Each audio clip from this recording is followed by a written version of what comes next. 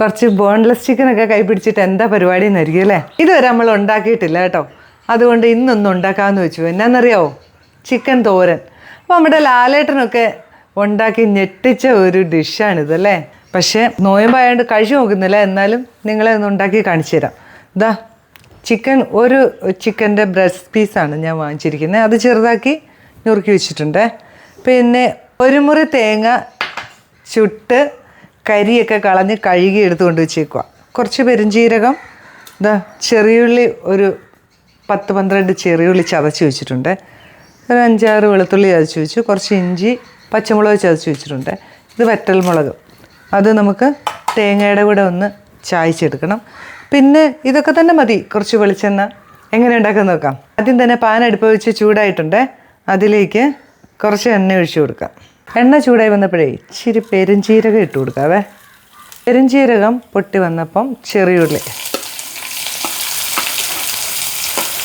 ലാലേട്ടൻ്റെ സ്റ്റൈലിലുണ്ടാക്കി, ഞാൻ എൻ്റെ സ്റ്റൈലിലുണ്ടാക്കുന്നു കേട്ടോ. ഇതാ വെളുത്തുള്ളി, കുറച്ച് ഇഞ്ചി ചതച്ചത്, പച്ചമുളക് 4 പച്ചമുളക് ചതച്ചതാണ്. ഇത് നന്നായിട്ട് വഴറ്റാം.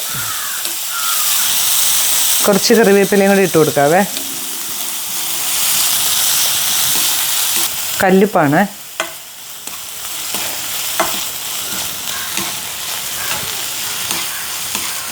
ഇതിങ്ങനെ ഒന്ന് വാടിയാൽ മതിയേ. ഒന്ന് വാടി വന്നപ്പം നമ്മളതിലേക്ക് കുറച്ച് മഞ്ഞൾപ്പൊടി ഇട്ട് കൊടുത്തേ. ഒരു പിഞ്ച് മഞ്ഞൾപ്പൊടി, ഒരു 1/4 സ്പൂൺ, ഒരു 1/2 സ്പൂൺ ചിക്കൻ മസാല, ഒരു 1/2 സ്പൂൺ മല്ലിപ്പൊടി. മുളക് പൊടി നമ്മൾ ചേർക്കുന്നില്ല കേട്ടോ. അതിന് നമ്മൾ ചേർക്കുന്നത് കുറച്ച് കുരുമുളക് പൊടിയാണ്.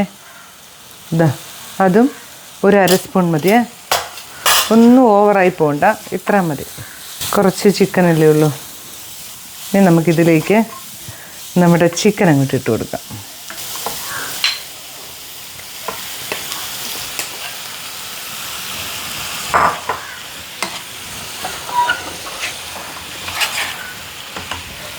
ഇനി ഇതുണ്ടല്ലോ, മൂടി വെച്ച് ചെറു തീയിലങ്ങ് വെന്തോട്ടെ. ഇതിനകത്ത് വെള്ളമൊന്നും ഒഴിക്കരുത്.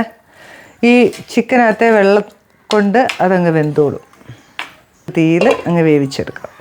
ഇതാ നമ്മുടെ തേങ്ങ ചുട്ടു വെച്ചിരിക്കുകയാണ്. അത് കരിയൊക്കെ കളഞ്ഞ് അതൊന്ന് കഴുകി വൃത്തിയാക്കി എടുത്തുകൊണ്ട് വന്നതാണ്.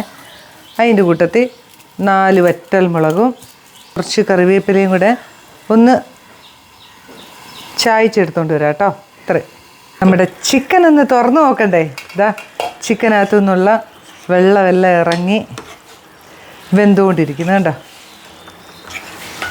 ചിക്കനൊക്കെ അങ്ങ് ചുരുങ്ങിപ്പോയതുകൊണ്ട് അതിൻ്റെ ജലാംശമൊക്കെ ഇറങ്ങിക്കഴിഞ്ഞപ്പം ഇനി നമ്മൾ ഇത്രയും വെള്ളം കിടക്ക തന്നെയാണ് തേങ്ങ ഇട്ട് കൊടുക്കുന്നത്. നമ്മൾ ഒതുക്കി വെച്ചിരുന്ന തേങ്ങയില്ലേ, അതിട്ട് വെച്ചിട്ട് ഒന്നും കൂടെ മൂടി വെച്ചേക്കാം. തേങ്ങ ഇട്ട് കഴിഞ്ഞിട്ട് ഒരു ഇച്ചിരി ഉപ്പും കൂടെ വേണ്ടി വരും കേട്ടോ. അത്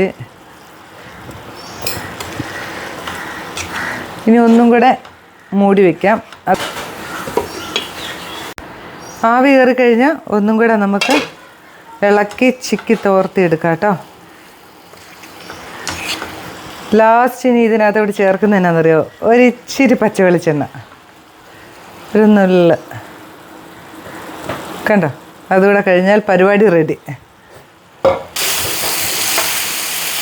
ചിക്കൻ തോരനൊക്കെ ഇവിടെ റെഡി ആയിട്ടുണ്ടേ. സ്റ്റൗ ഒക്കെ അങ്ങ് ഓഫ് ചെയ്തേക്കാം. വേറൊരു പ്ലേറ്റിലേക്ക് നമുക്ക് മാറ്റാം കേട്ടോ.